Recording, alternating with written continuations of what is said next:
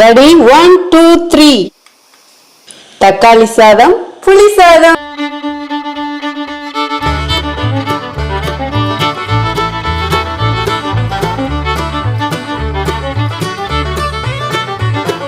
Hi friends, welcome to cook with Sangeetha. இன்னைக்கு நம்ம பார்க்க போகிறது வெரைட்டி ரைஸ். ஆமாங்க, நிறைய ஃபெஸ்டிவல் வருது. ஸோ பிரசாதமாக நீங்கள் வச்சு கும்பிட்ற மாதிரி வெரைட்டி ரைஸ் செஞ்சு காட்ட போகிறேன். தக்காளி சாதமும் புளி சாதமும் செஞ்சு காட்ட போகிறேன். தக்காளி சாதமும் ரொம்ப சிம்பிளாக, அதாவது ஃபெஸ்டிவல் டைமில் ரொம்ப ஒர்க் அதிகமாக இருக்கும். ஸோ அப்போ சிம்பிளாக எப்படி செய்யலாம் அப்படிங்கிறதையும் பார்க்க போகிறோம். அதே மாதிரி புளி சாதம் இன்ஸ்டண்ட்டாக செய்ய போகிறோம். ரொம்ப அப்படி இப்படி இல்லாமல் சீக்கிரமா செய்யக்கூடியது, பட் பயங்கர டேஸ்டா இருக்கும். இந்த தக்காளி சாதத்தையும் புளி சாதத்தையும் ரொம்ப டேஸ்டாகவும் எளிமையான முறையில சங்கீதா ஸ்டைல செஞ்சு காட்ட போறேன். வாங்க எப்படி செய்யலாம்னு பார்க்கலாம். நம்ம சேனலை யாரெல்லாம் இன்னும் சப்ஸ்கிரைப் பண்ணலையோ சப்ஸ்கிரைப் பண்ணுங்க ப்ளீஸ். கீழே இருக்கிற பெல் பட்டனை மறக்காம ஆள் கொடுங்க, அப்பதான் நான் போற வீடியோ உங்களுக்கு உடனே வரும். வாங்க இப்ப எப்படி செய்யறதுன்னு பார்க்கலாம். ஃபர்ஸ்ட் நம்ம தக்காளி சாதம் செய்யறதுக்கு தேவையானதெல்லாம் பார்க்கலாம். ஒரு மிக்சி ஜார் எடுத்துக்கோங்க. 5 காஷ்மீர் மிளகாய் போட்டுக்கலாம். ஒரு பட்டை 2ஆ உடைச்சி வச்சிருக்கேன், அதுவும் போட்டுக்கலாம். லவங்கம் 4 போட்டுக்கலாம். ஏலக்காய் 4 போட்டுக்கலாம். அன்னாசி மட்டும் 1 உடைச்சி வச்சிருக்கேன், அதுவும் போட்டுக்கலாம். 1 டீஸ்பூன் சோம்பு போட்டுக்கலாம். வெறும் மிளகாய் பொடி 1 டீஸ்பூன் போட்டுக்கலாம். காஷ்மீர் மிளகாய் போட்டிருக்கேன், அது ஒரு கலருக்காக தான், அதுல இருந்து காரம் வராது. காரத்துக்காக தான் இப்ப மிளகாய் பொடி போட்டிருக்கேன். இன்னைக்கு நம்ம 1/2 கிலோ அரிசியில செய்ய போறோம். அதுக்கு தகுந்த அளவு தான் நான் மசாலா போடுறேன். நீங்க உங்க காரத்துக்கு ஏற்ப போட்டுக்கோங்க. பெரிய வெங்காயம் 1 கட் பண்ணி வச்சிருக்கேன், அதுவும் போட்டுக்கலாம். 4 தக்காளி கட் பண்ணி வச்சிருக்கேன், அதுவும் போட்டுக்கலாம். பாருங்க, இஞ்சி பூண்டு பேஸ்ட் நான் வீட்லயே அரைச்சது. நம்ம சப்ஸ்கிரைபர்ல ஒருத்தவங்க கேட்டிருந்தாங்க கமெண்ட் பாக்ஸ்ல, நீங்க வீட்லயே அரைச்சுதா, இது எப்பயுமே இதே மாதிரியே இருக்குமான்னு. இது நான் அரைச்சிட்டு 1 மாசம் ஆகுது. இப்ப நான் அதை தான் யூஸ் பண்றேன். பாருங்க எப்படி இருக்குன்னு. இந்த இஞ்சி பூண்டு பேஸ்ட் அரைச்சி ரொம்ப நாள் எப்படி வச்சுக்கலாங்கிறது நம்ம சேனல்ல இருக்கு, வேணும்னா பாருங்க. இப்ப இஞ்சி பூண்டு பேஸ்ட் இதுல 2 டீஸ்பூன் போட்டுக்கலாம். தண்ணிலாம் இதுல எதுவுமே ஊத்த வேணாம், இந்த தக்காளி வெங்காயத்துல இருக்கிற தண்ணியே போதும். இப்ப இதை கொரகொரப்பா அரைச்சி எடுத்துட்டு வந்துடுறேன். பாருங்க, இந்த மாதிரி கொரகொரப்பா அரைச்சி எடுத்துக்கணும். இப்ப வாங்க தக்காளி சாதம் செய்ய ஸ்டார்ட் பண்ணிடலாம். ஸ்டவ் ஆன் பண்ணி ஒரு குக்கர் வச்சுட்டேன். தேவையான அளவு எண்ணெய் ஊற்றிக்கலாம். 1 டீஸ்பூன் நெய் போட்டுக்கலாம். இப்போ இந்த எண்ணெயும் நெய்யும் நல்லா காயறதுக்கு முன்னாடியே அரைச்சி வச்சிருக்க மசாலாவையும் இதிலே ஊற்றிடலாம். ரொம்ப எண்ணெய் காஞ்சதுக்கு அப்புறம் ஊற்றுனீங்கன்னா ஃபுல்லா மேலே அடிக்கும். 3 பச்சை மிளகாய் இதிலே போட்டுக்கலாம். நான் எங்கெல்லாம் காரம் போடணும் ப்ளீஸ் அங்கே உங்களுக்கு தகுந்த மாதிரி போட்டுக்கோங்க. 1 கைப்பிடி கொத்தமல்லி தழை போட்டுக்கலாம். தேவையான அளவு உப்பு போட்டுக்கலாங்க. இந்த தக்காளி சாதத்துக்கு போட வேண்டிய மசாலா இவ்வளோதாங்க. இப்போ இது எல்லாத்தையும் சேர்த்து கிளறி கொடுங்க. தக்காளியும் நல்ல கலர் கொடுக்கும், அதே மாதிரி காஷ்மீர் மிளகாய் அதுவும் நல்ல கலர் கொடுக்கும். ரொம்ப சிம்பிளான மசாலா போட்டிருக்கேன், இந்த அளவு போட்டிங்கன்னா போதும். அதே மாதிரி இதில் மஞ்சத்தூளும் வேணாம், வேற எதுவுமே எக்ஸ்ட்ரா வேண்டாம். நான் என்ன பொருள் போட்டனோ இதே மாதிரி போடுங்க, இது ஒரு டிஃப்ரெண்ட் டேஸ்ட் கொடுக்கும்.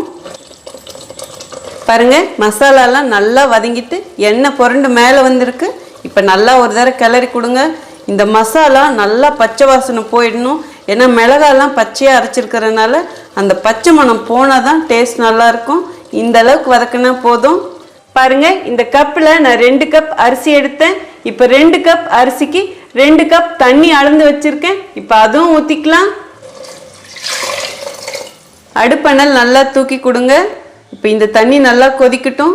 நான் இன்னைக்கு எடுத்து வச்சிருக்கிற அரிசி ஜீரக சம்பா, அதனால 1க்கு 1 வச்சிருக்கேன். ஏன்னா வெங்காயம் தக்காளியிலேருந்தே நிறைய தண்ணி இருக்கும்.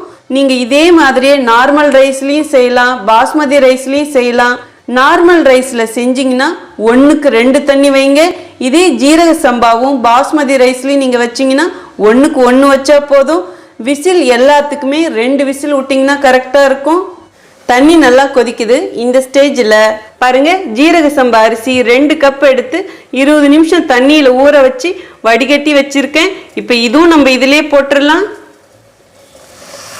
இப்போ இது எல்லாத்தையும் நல்லா கலக்கி கொடுங்க. உப்பு காரம் புளிப்பு எல்லாம் கரெக்டாக இருக்கான்னு பார்த்துக்கோங்க. உங்களுக்கு தகுந்த மாதிரி அட்ஜஸ்ட் பண்ணிக்கோங்க.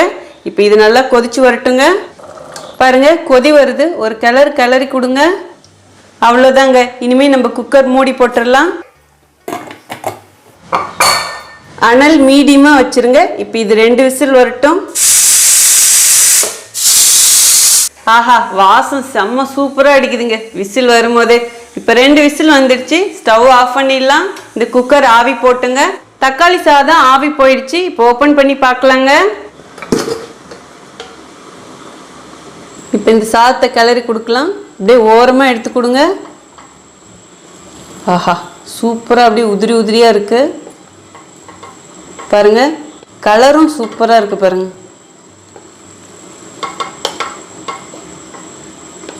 மேலே அப்படியே கொஞ்சம் கொத்தமல்லி தழை போட்டுக்கலாங்க.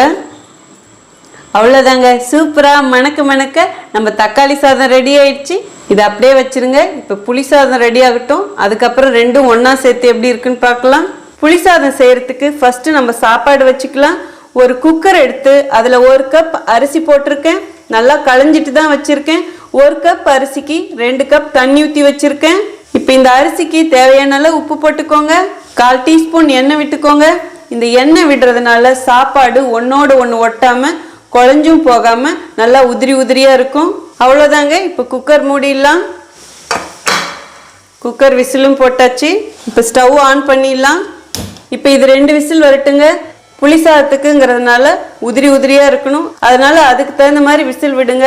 நான் எடுத்துருக்கிறது சோனா மசூரி அரிசி. அது ரொம்ப சின்னதாக இருக்கும். அதனால நான் 2 விசில் விடுறேன். நீங்கள் எடுக்கிற அரிசி எப்படி இருக்கோ அதுக்கு தகுந்த மாதிரி விசில் விட்டுக்கோங்க. ஏன்னா புளி சாதத்துக்கு சாதம் உதிரியாக இருக்கிறது ரொம்ப முக்கியம். இப்போ இது 2 விசில் வரட்டுங்க. இப்போ இது 2 விசில் வந்துடுச்சு. ஸ்டவ் ஆஃப் பண்ணிடலாம். இதை ஆவி போட்டும். புளி சாதத்துக்கு சாதம் வச்சோம் இல்லைங்களா? இப்போ அந்த சாதத்தை ஒரு அகலமான பாத்திரத்தில் கொட்டுங்க. இந்த சுடு சாதத்து மேலேயே அப்படியே 1 டீஸ்பூன் எண்ணெய் விடுங்க. நீங்கள் எந்த அளவுக்கு சாதம் எடுக்கிறீங்களோ அதுக்கு தகுந்த மாதிரி எண்ணெய் ஊற்றிக்கணும். இந்த சாதத்தை அப்படியே குலுக்கி கொடுங்க. இந்த எண்ணெய் எல்லா இடத்துலையும் பட்டுச்சுன்னா சாதம் ஒன்றோட ஒன்று ஒட்டாது. அதுக்காக தான் இப்படி செய்கிறோம். இப்படி நல்லா ஆட்டி கொடுங்க. அப்போ எல்லாம் கலந்துரும். ஒரு ஸ்பூன் எடுத்து இப்போ எல்லாம் நல்லா அப்படியே பரப்பி கொடுங்க. இந்த சாதம் ஆறட்டும். புளி சாதத்துக்கு இப்போ புளி காய்ச்சல் பண்ணிக்கலாம். ஸ்டவ் ஆன் பண்ணி ஒரு பேன் வச்சுட்டேன். தேவையான அளவு எண்ணெய் விட்டுக்கலாம். நல்லெண்ணெய் விடுங்க, நல்லா இருக்கும். கடுகு 1 டீஸ்பூன் போட்டுக்கலாம். கடலைப்பருப்பு 1 டீஸ்பூன் போட்டுக்கலாம். உளுத்தம்பருப்பு 1 டீஸ்பூன் போட்டுக்கலாம். இதை அப்படியே கிளறி கொடுங்க. இந்த கடுகு பொரியட்டும். அடுப்பணல் கம்மியாகவே வச்சுருங்க. வெந்தயம் 1/4 டீஸ்பூன் போட்டுக்கலாம். முந்திரி பருப்பு கொஞ்சம் போட்டுக்கலாம். வேர்க்கடலை கொஞ்சம் போட்டுக்கலாம். காஞ்ச மிளகா 3 கிள்ளி போட்டுக்கலாம். இப்போ இது எல்லாத்தையும் நல்லா மிக்ஸ் பண்ணுங்க. முந்திரி பருப்பு போடுறது நம்ம ஆப்ஷன் தான். இருந்தால் போடலாம், இல்லைன்னா பரவாயில்ல. வேர்க்கடலை கண்டிப்பாக போடுங்க. புளி சாதத்துக்கு டேஸ்ட் நல்லாயிருக்கும். இன்றைக்கி ரொம்ப சிம்பிளாக செய்ய போகிறேன்.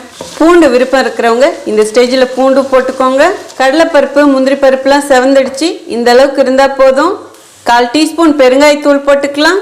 1 கொத்து கருவேப்பிலையும் போட்டுக்கலாம். 1/2 டீஸ்பூன் மஞ்சள் பொடி போட்டுக்கலாம். அடுப்பணல் கம்மியாக இருக்கணுங்க, தீயக்கூடாது. அதுவும் மஞ்சள் பொடி போட்டதுக்கப்புறம் தீயவே கூடாது. இப்போ எல்லாத்தையும் கிளறி கொடுங்க. 250 கிராம் அரிசி தான் எடுத்திருக்கேன் இன்றைக்கி புளி சாதம் செய்கிறதுக்கு. அதுக்கு தகுந்த மாதிரி நான் புளி ஊற வச்சுருக்கேன். இந்த சைஸ் எடுத்தால் போதும். இப்போ இதை நான் ஊற வச்சு தண்ணி எடுத்து வச்சுருக்கேன். இப்போ அதையும் நம்ம தாளிப்புலேயே ஊற்றிக்கலாம். புளி தண்ணி திக்காக கரைச்சி வைங்க. ரொம்ப தண்ணியாட்டம் கரைச்சிங்கன்னா அது சுண்டறதுக்கு டைம் ஆகும். இந்த புளி காய்ச்சலுக்கு தேவையான அளவு உப்பு போட்டுக்கலாங்க. இப்போ எல்லாம் ஒன்று சேர்த்து கிளறி கொடுங்க. இது நல்லா கொதிக்கணுங்க. நமக்கு அப்படியே திக்காக சுண்டி வரணும். மீடியம் அனலில் வச்சு நல்லா இது சுண்ட விடுங்க. இடையில எடுத்து கிளறி கொடுங்க. இப்போ இது நல்லா கொதிக்கட்டும். பாருங்கள், முன்ன இருந்ததை விட நல்லா குழம்பு திக்காயிடுச்சு. உப்பு காரம்லாம் பார்த்துக்கோங்க. உங்களுக்கு எப்படி வேணுமோ அதுக்கு தகுந்த மாதிரி அட்ஜஸ்ட் பண்ணிக்கோங்க. இது இன்னும் கொஞ்சம் சுண்டி வரட்டும். இந்த ஸ்டேஜில் 1/4 டீஸ்பூன் காஷ்மீர் மிளகாய் பொடி போட்டுக்கலாம். இது நல்ல ஒரு கலருக்காக தான். விருப்பப்பட்டால் போடலாம், இல்லைன்னா தேவையில்லை. பாருங்கள், நல்லா திக்காயிட்டே வருது.